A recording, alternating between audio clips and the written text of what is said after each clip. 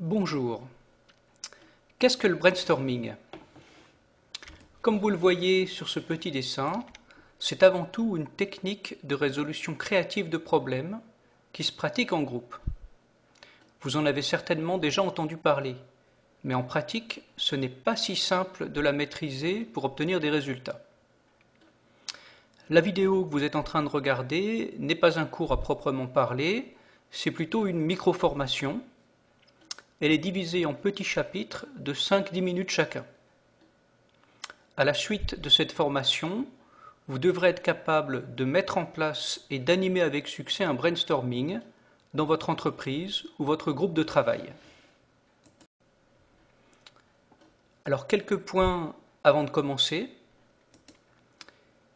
Si sur cette vidéo vous trouvez que les schémas sont trop petits ou trop durs à lire, je vous recommande de choisir en bas à droite le mode haute définition, donc en cliquant sur 720p HD. D'autre part, pour mieux voir, je vous recommande de mettre la vidéo en mode plein écran. Deuxièmement, je me suis limité à 10 minutes par chapitre, c'est peut-être un peu rapide. Vous pouvez trouver sur mon site web tous les originaux des diapositives que je vous présente. Enfin, dernier point, cette vidéo et ces cours sont distribués sous licence Creative Commons, ce qui veut dire que dans un cadre non commercial, vous pouvez les réutiliser librement à condition de distribuer votre travail sous la même licence. Autre point, il faut que je me présente. Donc je m'appelle Rémi Bachelet et si vous voulez en savoir plus sur moi, vous pouvez trouver mon curriculum vitae sur mon site. Sur ce site, vous trouverez aussi une trentaine de cours que je présente à Centrale. Certains sont en vidéo, tous sont librement téléchargeables. Alors je vais maintenant vous présenter rapidement les divers chapitres de cette formation. Alors dans le premier chapitre, j'essaierai de définir ce que c'est qu'un brainstorming.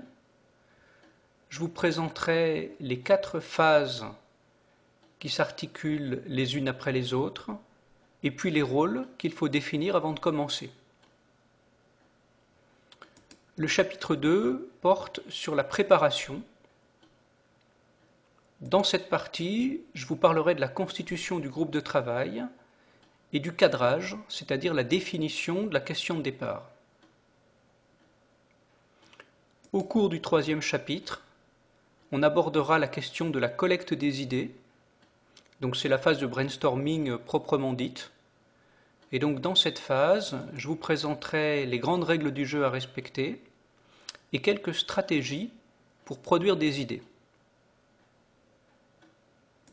Le quatrième chapitre porte sur la sélection des meilleures idées.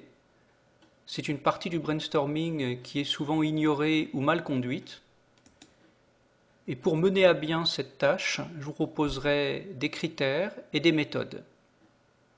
Enfin, tout à la fin de cette formation, vous trouverez une conclusion avec des références pour approfondir si vous le désirez. Alors voilà, j'ai fini cette introduction. Si vous le souhaitez, vous pouvez passer à la vidéo suivante. Donc c'est le chapitre 1 dont vous voyez le plan ici.